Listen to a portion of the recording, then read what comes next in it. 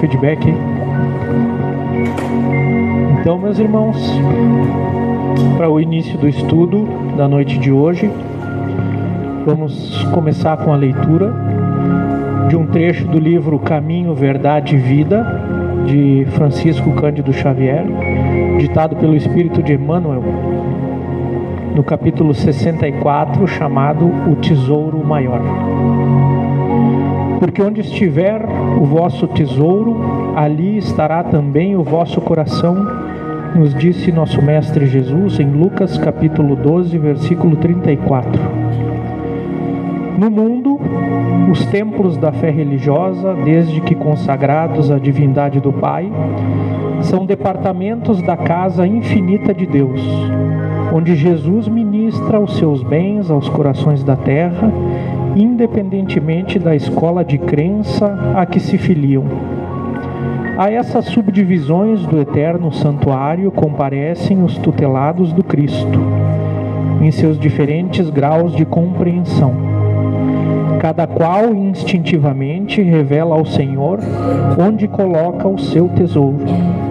Muitas vezes, por isso mesmo, nos recintos diversos de sua casa, Jesus recebe sem resposta as súplicas de inúmeros crentes de mentalidade infantil, contraditórias ou contraproducentes. O egoísta fala a Jesus de seu tesouro, exaltando as posses precárias. O avarento refere-se às mesquinhas preocupações. O gozador demonstra apetites insaciáveis. O fanático repete pedidos loucos. Cada qual apresenta seu capricho ferido como sendo a dor maior. Cristo ouve-lhes as solicitações e espera a oportunidade de dar-lhes a conhecer o tesouro imperecível. Ouve em silêncio, porque a erva tenra pede tempo destinado ao processo evolutivo, e espera confiante, porquanto não prescinde da colaboração dos discípulos resolutos e sinceros para a extensão do divino apostolado. No momento adequado, surgem estes, ao seu influxo sublime, e a paisagem dos templos se modifica. Não são apenas crentes que comparecem para a rogativa, são trabalhadores decididos que chegam para o trabalho, cheios de coragem, dispostos a morrer para que outros alcancem a vida, exemplificam a renúncia e o desinteresse, revelam a vontade do Pai em si próprios e, com isso, ampliam no mundo a compreensão do tesouro maior, sintetizado na conquista da luz eterna e do amor universal, que já lhes enriquece o espírito engrandecido.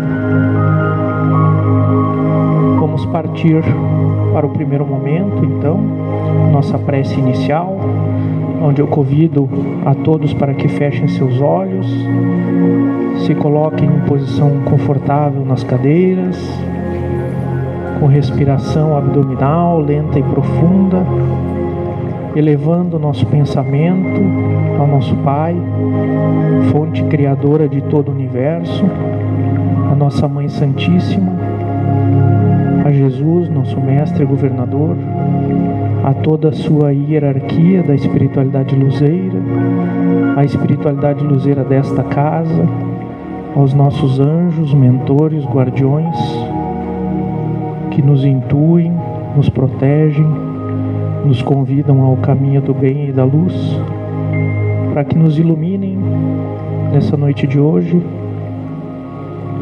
nos façam compreender a importância dos aprendizados, iluminem especialmente a nossa palestrante, a Cláudia Corioletti, que é do Grupo Espírita Allan Kardec, a quem eu convido para fazer a sua apresentação, o Espírita e a Reforma Íntima.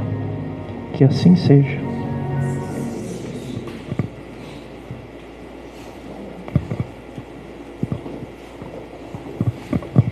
Meu boa noite a todos. Mais uma vez, minha gratidão ao convite aqui da casa, para podermos estar aqui novamente, estudando, refletindo, conversando um pouquinho mais sobre a doutrina espírita. O tema de hoje é um tema bastante recorrente dentro da doutrina espírita. Se fala muito em reforma íntima. E o que seria específico para se falar da reforma íntima dentro da casa espírita? Uma vez que tudo que a gente estuda dentro da casa espírita, tudo que a gente lê, é pertinente à nossa reforma íntima. Mas falar sobre ela em especial nos faz refletir também sobre o momento atual do nosso planeta Terra.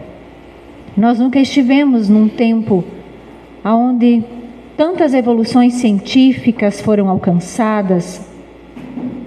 Nós estamos tendo possibilidade de estudar outros planetas, outras realidades, a ciência evoluindo tanto na área da saúde, na educação, na tecnologia.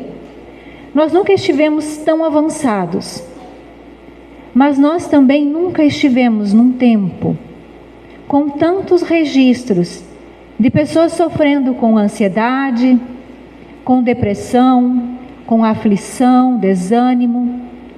Nunca tivemos uma pandemia tão forte de suicídios, porque sim, a gente pode dizer que é praticamente uma pandemia mundial de suicídios que se vem percebendo nos últimos tempos. E esta questão é um paradigma, é um paralelo tão grande que nos faz pensar por quê? Se de uma forma estamos tão evoluídos, em outra ainda sofrendo tanto. O que está faltando para nós? O que falta? E a doutrina espírita, com toda a sabedoria que emana dela, nos mostra que falta sim a autotransformação. Falta o ato de nos reformar. E aí é que vem então a ideia da reforma íntima. No Livro dos Espíritos, na questão 919, nós temos aqui a proposta de Santo Agostinho. Qual o meio mais eficaz que tem o homem de se melhorar nesta vida e de resistir à atração do mal? Um sábio da antiguidade vô-lo disse: conhece-te a ti mesmo. Não existe uma receita pronta de bolo para a reforma íntima. Se existisse, seria tão fácil. Seria tão fácil para nós assim, temos um problema, estamos passando por uma dificuldade, então a solução é assim, assim, assim, ponto final, muito fácil, resolvido. Não é desta forma que funciona. Então, quando Sócrates propõe esta reflexão, conhece-te a ti mesmo, vem também ao encontro de quando Joana de Ângeles, neste livro, que eu convido a vocês aqui, O Homem Integral, sugiro essa leitura maravilhosa da coletânea de Joana de Ângeles, pela psicografia do nosso querido Divaldo Franco, O Homem Integral. Ela propõe o seguinte: o grande desafio contemporâneo para o homem é o seu autodescobrimento. Não apenas identificação das suas necessidades, mas principalmente da sua realidade emocional, das suas aspirações legítimas e reações diante das ocorrências do cotidiano. Esse convite ao autodescobrimento é um convite bastante desafiador. Porque quando a gente fala em autodescobrir-se, a gente não está simplesmente pensando em olhar para dentro e olhar para as nossas virtudes. É olhar também para as nossas fraquezas de alma, de espírito, para os nossos pontos escuros, para as nossas sombras, para aquilo que ainda precisamos desenvolver. Porque se olharmos direitinho aqui na escala espírita, na escala evolutiva, no Livro dos Espíritos, questão 100, nós temos aqui uma boa ideia do que seria o processo evolutivo por completo, né?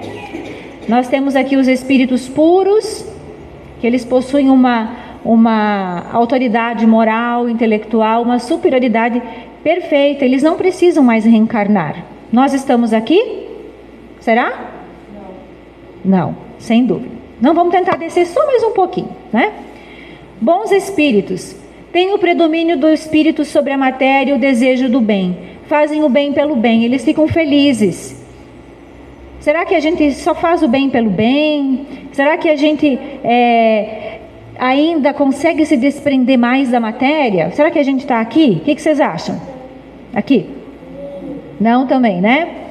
Então nos resta aqui a base dessa pirâmide de evolução. Dentro dela, obviamente, existem várias outras subdivisões.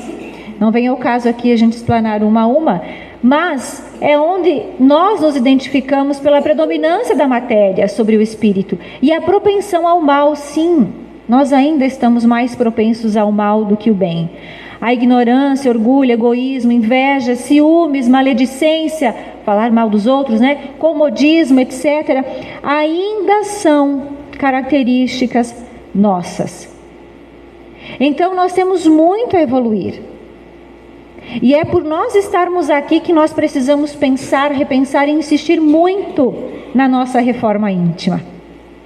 E se a gente olhar aqui, a gente poderia pensar, nós temos muito a subir, não temos? Estamos muito longe deste topo. E isso nos faria pensar que nós estamos muito longe de Deus, não é? Mas não é verdade. Nós estamos longe da perfeição. Muito longe ainda. Mas nós estamos sempre ao alcance de Deus. Deus está em toda parte. Na última terça-feira, eu ouvi uma mensagem que me tocou muito, quando dizia que nós precisamos ver Deus em todo lugar, inclusive em nosso coração. Nós somos uma centelha divina e Ele está ali. Só que essa centelha, ela ainda precisa ser aprimorada. Nós viemos brutos e precisamos dessa lapidação. Joana de Ângeles propõe nesse livro um roteiro para a autodescoberta. O primeiro passo para esse roteiro de autodescobrimento seria identificar as nossas necessidades. Aí a gente já começa. Lá na escala espírita, quando a gente se vê lá como imperfeito, a gente precisa primeiramente entender o quão imperfeito eu ainda sou. Isso não é ter um olhar pessimista sobre o espírito que sou. É ter um olhar realista, né? Neste momento eu preciso verificar do que eu preciso agora. Quais são as minhas necessidades? O quão apegado eu ainda sou à matéria, às minhas coisas, aos meus objetos. A gente tem dificuldade de emprestar um sapato, um casaco. Imagina o nosso apego. Imagina o quão apegados somos. Do que eu preciso? Eu preciso de muito dinheiro? Quanto dinheiro seria o suficiente para mim? Eu tenho apego em afeto? Eu preciso das pessoas? E esse preciso é no sentido realmente mais patológico da dependência? Eu preciso ter alguém comigo? não sei lidar com a solidão, então essa é uma necessidade que tenho? Eu prendo as pessoas a meu lado? Eu não permito que meus filhos vão pela vida, seguindo e trilhando o caminho deles, porque eu sou apegada ou apegado nessa criatura que divide a vida comigo, que veio comigo nessa jornada? Do que eu necessito? Eu necessito de segurança absoluta, de estar me sentindo extremamente protegido ou protegida? Eu preciso muito de saúde e não aceito quando uma enfermidade ou uma limitação física se abate sobre mim? Será que essa não é uma dependência que a gente construiu aqui? Então, essa primeira reflexão que Joana de Ângeles nos propõe, ela faz com que a gente pense sobre as nossas necessidades.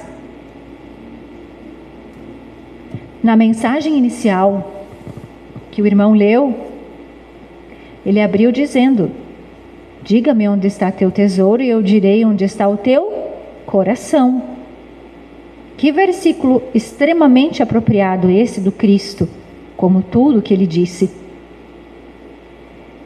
Então, que a gente saiba reconhecer as nossas necessidades, para a partir daí a gente partir para o segundo passo, então, que é qual? Joana nos propõe: identificar a nossa realidade emocional.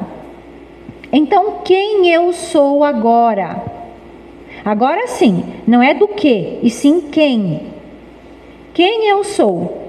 Despido dos meus papéis. Quem eu sou? Eu sou uma pessoa egoísta? Eu sou uma pessoa ciumenta? Sou uma pessoa avarenta? Sim, porque o avarento, a gente pensa que o avarento ele prejudica somente a ele. Não, o avarento ele torna difícil a vida de todos aqueles que dependem dele e que convivem com ele. Sou uma pessoa arrogante?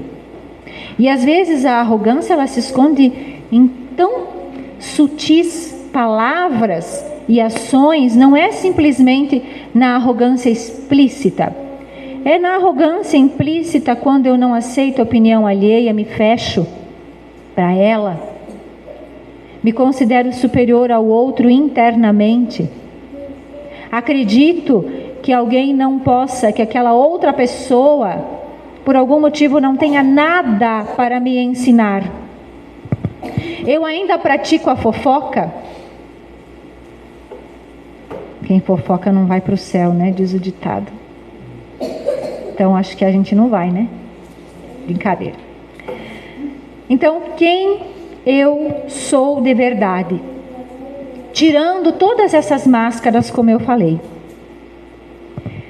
Partindo desse quem eu sou agora, a gente vai para o terceiro passo proposto por Joana: identificar as nossas aspirações legítimas. Então, depois que eu entendi do que é que eu preciso, eu entendi quem eu sou, agora eu preciso pensar quem eu quero vir a ser. Mas eu não estou falando assim, eu quero vir a ser o gerente da empresa em que eu estou agora. Eu quero vir a ser uma pessoa com tal e tal e tal condição. Não, eu não estou falando nos próximos 20 anos, 30 anos, 50 anos.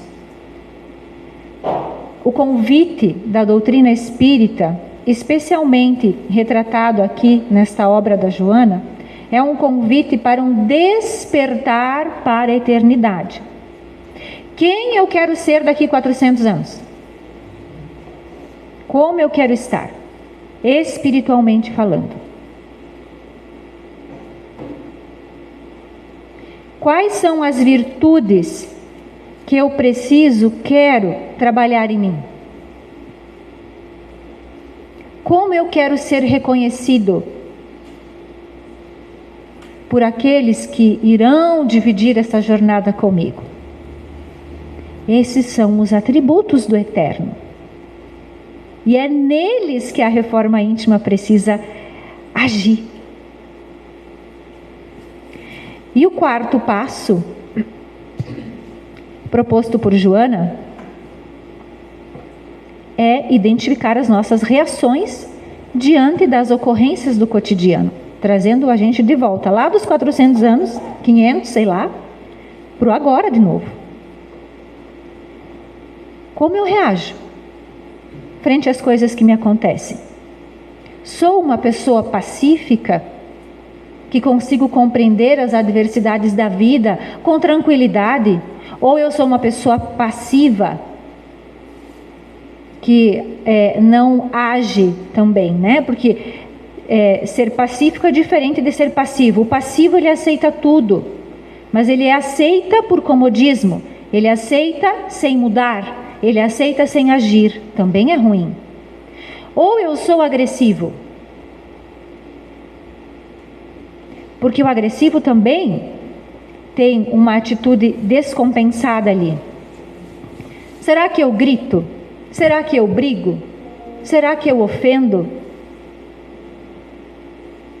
É tão difícil domar as nossas más inclinações.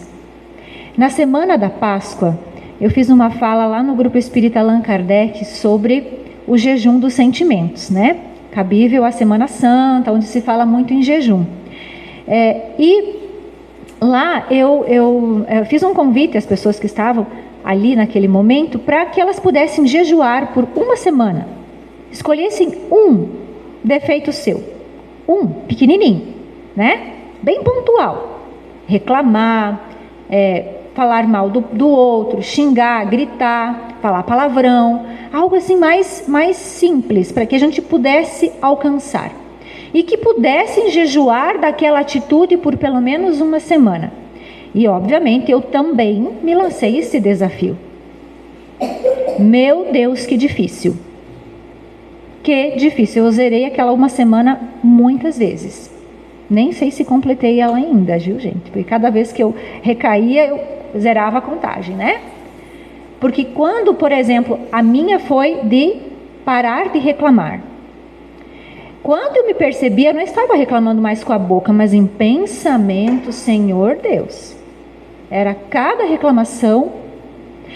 Então, essa reação frente às coisas que nos acontecem, elas são muito antigas e muito instintivas. Quando a gente vê, a gente está fazendo.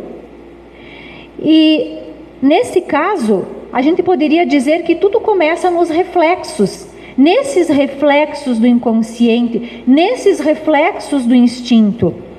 Então, esse automatismo que representam os reflexos, eles acontecem sem a gente pensar. Quando a gente vê, a gente gritou, quando a gente viu, a gente ofendeu, quando a gente viu, a gente falou um palavrão. Então, são essas questões mais primitivas que estão dentro de nós, são as reações, o bateu, valeu. Tomou, levou, toma lá, dá cá. É aquela história do não levar o desaforo para casa naquele momento. Depois a gente se arrepende, porque o reflexo neste momento, quando ele não é neurológico, né, o reflexo automático do nosso corpo biológico, né, esse não é deste reflexo que eu estou falando. Eu estou falando do reflexo emocional. Quando esse reflexo emocional ele ainda não é lapidado, nós somos autômatos. Haroldo Dutra Dias, ele diz numa palestra que muitos de nós somos sonâmbulos emocionais. Então a gente é autômato, a gente continua seguindo com aquele mesmo comportamento sem questionar. E às vezes é porque tu aprendeu assim, porque alguém da sua família era assim, minha mãe era, minha avó era, minha irmã é, todo mundo é, então eu sou também. Ou então no meu ambiente de trabalho todo mundo faz assim, mas por quê? Você é contaminado pelo meio em que você vive? Sim, nós somos, sem dúvida. Mas nós também podemos ser contaminadores, aqueles que disseminam as sementes boas. Mas para sermos disseminadores da semente boa, nós precisamos muito desenvolver os nossos sentimentos, desenvolver a nossa percepção, desenvolver o nosso vigiai. Esta atenção emocional, porque ali habitam depois os reflexos, os sentimentos. Quando eu sinto, logo depois, eu transformo isso em ação, que podem ser atitudes, palavras, gestos, o que for. E tem um velho ditado, né, que diz que palavra dada e pedra tirada não volta mais atrás. Então, por isso que precisamos refletir para que isto seja repensado ainda aqui ou aqui, né? Aqui ou aqui, para que não chegue aqui. Porque depois que chega aqui, a gente se dá conta dos acertos ou desacertos. Pode ser que a minha palavra seja vida, mas pode ser que a minha palavra seja morte. Pode ser que minha palavra edifique, mas pode ser que minha palavra destrua. E a gente nunca vai ter noção de quantas pessoas a gente influencia com as nossas atitudes. Não tem como mensurar isso. Às vezes é alguém desconhecido que está te observando lá, viu você. Uma criança que te observou vai seguir você, vai se inspirar em você. Ou vai reproduzir a sua atitude. E por último, vem a consequência, que é o progresso ou o estacionamento, uma vez que nós, na doutrina espírita, não acreditamos em retrocesso, né? A gente estaciona. É como se nós nunca fôssemos pior do que já fomos, né? Então, se a gente não está uma Brastemp agora, imagina como a gente já foi, né, gente? Temos que ficar felizes, porque a gente está, possivelmente, um pouquinho melhor do que a gente já foi um dia. Então, tudo começa no reflexo. Por isso que há esse convite para que a gente pense e analise muito bem o que fala. E aí o reflexo agindo, né? Como que ele age? O nosso reflexo ele está acumulado há milênios. Nós vamos ver mais adiante como ele funciona dentro da perspectiva da nossa casa mental, né? Mas esse reflexo, ele vem acumulado desde a nossa criação. Desde que nós éramos espírito mais primitivo. E aí a gente acumula experiências, elas vêm sendo guardadas dentro de nós. Então, quando lá no Evangelho segundo o Espiritismo a gente vê, quando a gente não encontra uma explicação para a nossa situação aqui, ou seja, eu não fiz nada para merecer tal coisa que aconteceu comigo, ou que justifique tal situação que aconteceu na minha vida, possivelmente isso é uma construção deste ser milenar que somos, esta força milenar. Então, em alguns casos, quando nós temos o interesse pessoal contrariado, a gente tende a magoar, porque nós temos muito orgulho, somos muito orgulhosos ainda. A gente não fica para trás, né? Como diz o ditado. A gente precisa magoar o outro, precisa devolver na mesma moeda. Quando a gente é ferido, a gente ou se melindra, né? Ou se vitimiza. E o vitimista é aquela pessoa que não está apta à mudança. Ele quer aliados, como diz aquele ditado. Ele quer aliados, ele não quer mudança. Ele quer que você sente com ele e chore a dificuldade com ele. Mas ele não se habilita para a mudança. E quem são os vitimistas? Praticamente todos nós em alguma situação. Em uma ou outra situação. Porque a gente está sempre justificando. Ah, mas é que não faço isso porque... Ah, mas é porque eu não posso fazer isso porque não tenho condições agora, não tenho tempo, não tenho possibilidade financeira. Mas não tenho condição de saúde. Mas... né? Nós estamos sempre justificando. E aí a gente fica aqui, ó. A gente fica no vitimismo. Quando não é um vitimismo explícito, às vezes é um implícito, porque a gente também resiste à mudança interna. E quando ameaçados, nós tombamos para a insegurança. A gente, na primeira situação, a gente põe em dúvida até mesmo a nossa fé. A gente duvida, fica inseguros até mesmo sobre o papel de Deus na nossa vida. Quando traídos, a gente cai no revide, na revolta. E esse traídos, não me tomem somente pela ideia da traição conjugal, amorosa. Não, a traição de amizade, de trabalho, de parceria, né? Quando você confidencia algo para alguém, essa pessoa não respeita. Então, os enganos, né, da vida, muitas coisas cabem dentro de uma traição. E aí a revolta é a pior das consequências. Porque a revolta nos acompanha, né? A traição, a gente pode deixar ali onde ela aconteceu. A traição diz respeito ao outro, mas a revolta diz respeito a mim. Diz respeito a como eu ajo, a como eu sou. E essa revolta me mantém rebelde. E com dificuldade de aceitar aquilo que tem que acontecer.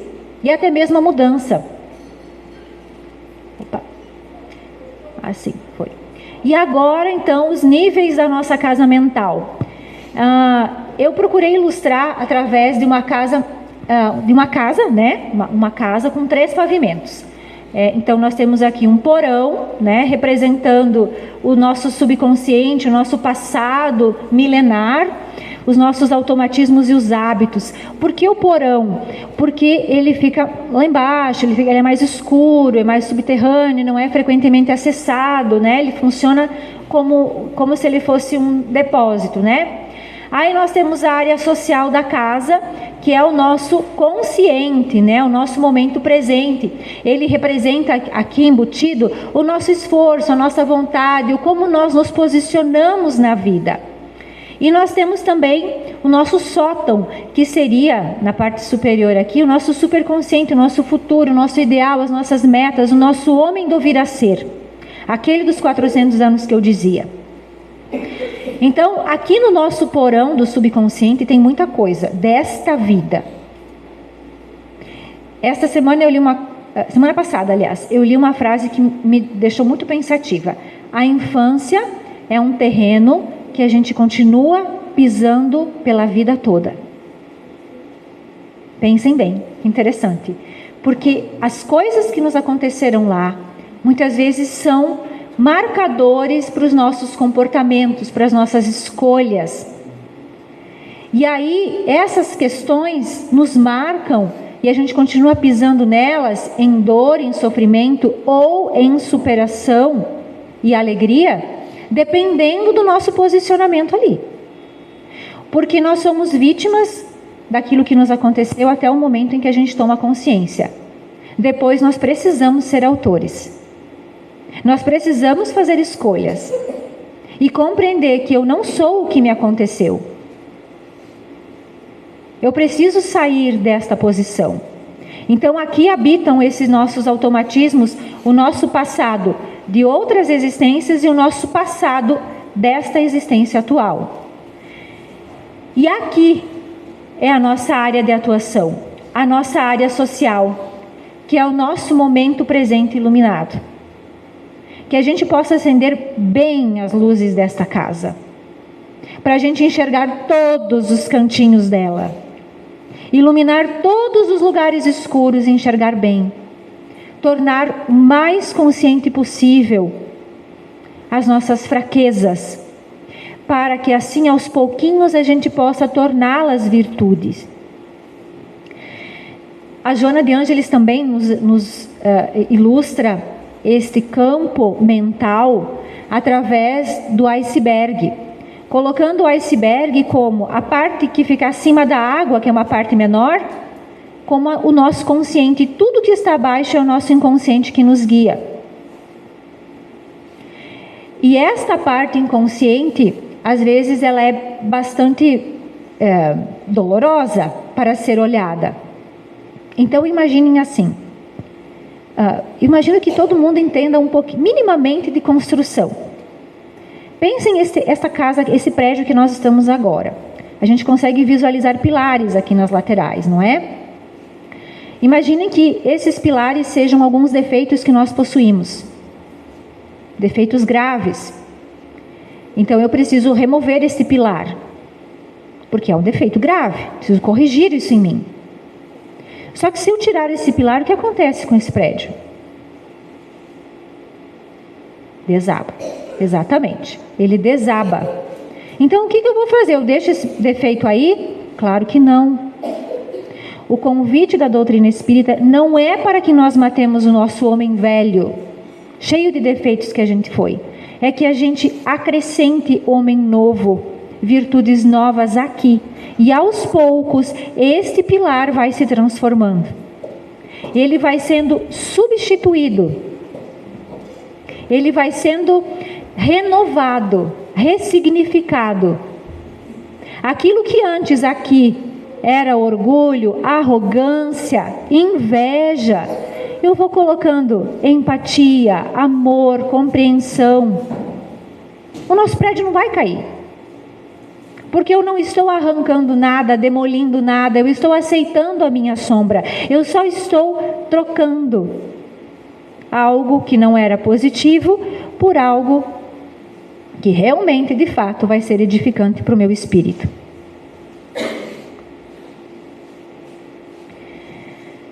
Então, nós podemos, de fato, mudar esse quadro. Aos poucos, é claro, porque a gente não precisa fazer toda essa mudança num dia. Aliás, não é possível se fazer essa mudança em semanas, em meses. Nós precisamos de anos, de décadas, de encarnações sucessivas. Mas a gente precisa começar em algum ponto. Nós precisamos começar, por exemplo, no treino da empatia. Tentar olhar para a outra pessoa dentro da realidade que ela habita, não de acordo com a minha realidade. O aprendizado do saber ouvir. A gente já falou aqui em outras oportunidades sobre o treino da escuta. A gente quer falar, mas ninguém quer ouvir. Por isso, talvez, os consultórios de psicologia e psiquiatria estejam tão cheios. Porque as pessoas precisam falar. Elas precisam ser ouvidas.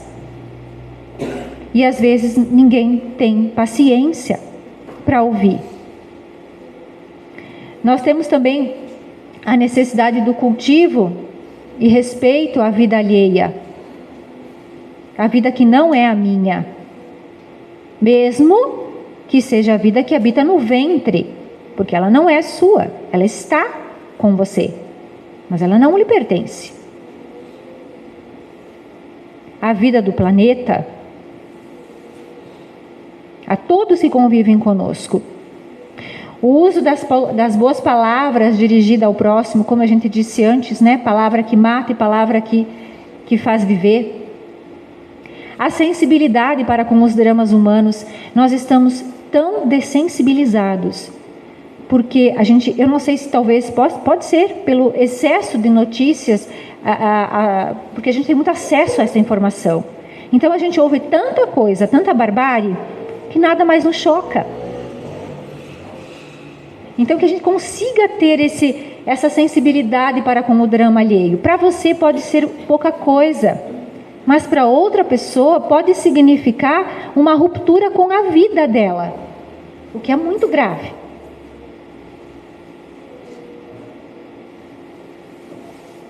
Atitudes de solidariedade, caridade, entre outras tantas questões, né? E o processo de reforma íntima também, ele inicia-se pela educação dos nossos sentimentos. E essa educação que a doutrina espírita nos propõe é trazer à luz uma ideia. Não é diferente de transformar, é transformação, é me renovar. Por isso que diz reforma e não demolição e reconstrução íntima. É uma reforma. Na reforma, a gente tem cuidado, a gente preserva a arquitetura daquele ambiente. Que nós possamos fazer isso também. A gente tem uma individualidade que é só nossa, uma característica que é nossa. E Haroldo, ele nos traz o exemplo do avião sendo consertado em pleno voo. Porque às vezes a gente pensa assim, não, eu só vou poder contribuir lá na casa espírita onde eu estou estudando, ou então lá na minha família, ou lá no meu trabalho, quando eu estiver plenamente capacitado, quando eu já não tiver mais defeitos evidentes. Grande engano. Nós precisamos trabalhar, nós precisamos evoluir para nos melhorar. Porque essa aqui que vos fala, precisa ouvir tudo isso aqui, tanto ou mais do que qualquer um de vocês. Então nós precisamos nos colocar a serviço para que essa transformação aconteça, sem esperar que o nosso avião pouse, sem esperar que ele aterrisse. Nós precisamos fazer essa reforma com ele em pleno voo, de alguma maneira. Aí nós temos também um convite muito interessante para que a gente possa educar os nossos sentimentos. Aos poucos, né? Então, como fazer isso? Primeiro passo, realizando alguns questionamentos. Então, eu vou citar vários aqui, para que a gente possa ir refletindo. Um deles aqui, ó, o central. Por que eu sinto raiva em relação àquela pessoa, àquela criatura? São esses questionamentos que a gente precisa se fazer. Quando alguém me incomoda, eu me sinto, sabe, aquela pessoa ela me deixa daquele jeito, assim, ó, não gosto, me causa um mal-estar. Por que será? O que tem nela que entrou em alinhamento com você? Por que eu sinto isso por ela? Que sentimento estava por trás daquele acontecimento? E por que motivo aquela pessoa agiu assim comigo? Será que eu não dei motivo? Mas que ao mesmo tempo a gente também assuma a autoria dos nossos atos. Quantas vezes, por exemplo, dentro do lar, ou no ambiente de trabalho, ou com os filhos, se ouve a seguinte frase: eu gritei com você, mas é porque você fez isso de errado. Não, você gritou porque você gritou. Porque você escolheu, você podia ter escolhido agir de outra maneira. Não é porque o outro te irritou. Assuma a sua parte. Que a gente possa fazer esse questionamento e assumir a nossa parte naquilo que nos cabe. O segundo passo, admitir o que sente. Sem medo, sem se auto-enganar. Né? Quando a gente se engana muito, quando a gente coloca para debaixo do tapete, a gente não está se transformando. E eu não estou dizendo que a gente tem que sair por aí anunciando os nossos defeitos aos quatro ventos, não é isso. Mas é tomando consciência deles, assumindo eles. Olha, eu tenho esse defeito, eu preciso corrigir isso em mim. E faz disso uma proposta muito consciente. A doutrina espírita, ela não pede que a gente se torne anjos, tá? Não é esta a proposta. Não é para que a gente se angelize, tá? Não é assim.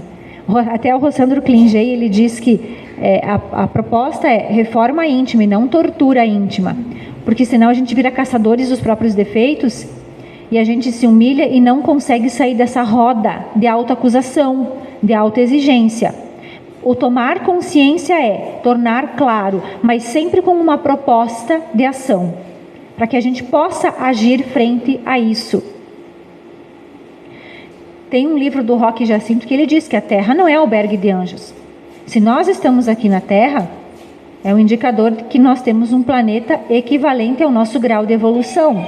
Se nós fôssemos espíritos muito mais evoluídos, certamente não seria na Terra que nós estaríamos. Ou estaríamos numa posição bem diferente dela. E algumas mudanças são necessárias para que a gente atinja essa reforma íntima.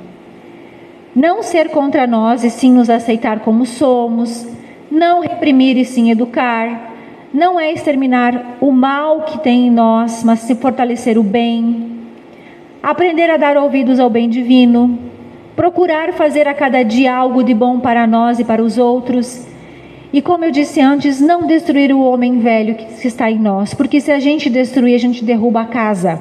Lembrem dos pilares. A gente não tem que ignorar quem nós fomos. Nós fomos o que fomos no passado, a gente não muda, a gente muda o presente momento.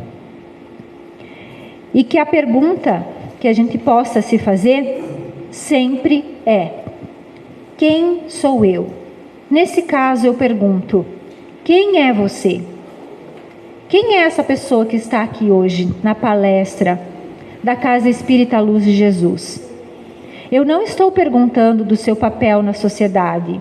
Se você é médico, contabilista, cirurgião, se você é operador de máquina, se você é psicólogo, eu não estou perguntando isso. Nem se você é mãe, se você é pai, se você é irmão, se você é avô, se você é tio, tia, não é isso. Não estou perguntando se você é um ativista dos animais, se você é um ativista do aborto, não estou perguntando isso. Eu estou perguntando quem é você frente às questões do eterno. O que você já desenvolveu em você? Quem você é? Porque todo o resto são papéis que a gente desempenha. São temporários. Por exemplo, eu sou psicóloga. Eu estou psicóloga. Isso não me define. O que vai me definir, o que eu vou aproveitar da profissão que eu tenho, é somente se eu absorver de verdade os conhecimentos dela obtidos. E levar ela aqui, essa profissão aqui, como uma virtude, não a profissão. A profissão eu não vou levar. Nenhum de vocês vai levar a profissão que vocês exercem. Vocês vão levar a virtude que vocês obtêm dela. Se vocês são generosos enquanto profissionais. Se vocês têm empatia enquanto profissionais. Se vocês são caridosos. Se vocês são virtuosos. Isso nós levaremos. E que a gente tenha essa consciência de que quem nós somos hoje não é o ser pronto. Nós temos muito a melhorar. E não temos que nos envergonhar disso, da nossa imperfeição. Mas muito menos nós temos que nos acomodar. De forma alguma. Até porque, se a gente pensar, qual é a finalidade da semente da laranja? É produzir laranjas. É ser bom fruto. Se nós pensarmos nessa mesma lógica, qual é a finalidade do Espírito? Deste, que cada um de nós tem. É ser perfeito. Nós somos fadados a isso. Agora, amanhã, daqui a 1 milênio, 2, 3, 10. Este potencial de perfeição habita dentro de cada um de nós. Que a gente saiba desenvolver ele com paciência, com muita perseverança. Porque esse é o convite. E nós nunca estivemos num tempo tão propício para desenvolver a nossa reforma íntima quanto agora. Por 2 motivos principais. Nós estamos num período de transição planetária, onde nós precisamos com urgência trabalhar isso em nós. E o segundo motivo é que o tempo presente é o único que nós temos. E que a gente faça bom proveito dele, em cada segundo da nossa existência. Muito obrigada.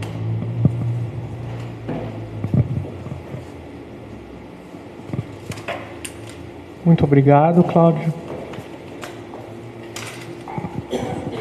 Grandes aprendizados hoje, né? Para reflexão. Então agora nós passamos para o segundo momento do nosso estudo. É o momento do passe espírita coletivo. O passe espírita é uma transmissão de energias luzeiras que vem da espiritualidade de luz, que é passada através dos nossos médiuns, trabalhadores da casa, para todos nós. Então eu peço para que os trabalhadores se coloquem na posição a fazermos o nosso círculo de energia. que as luzes da casa sejam baixadas.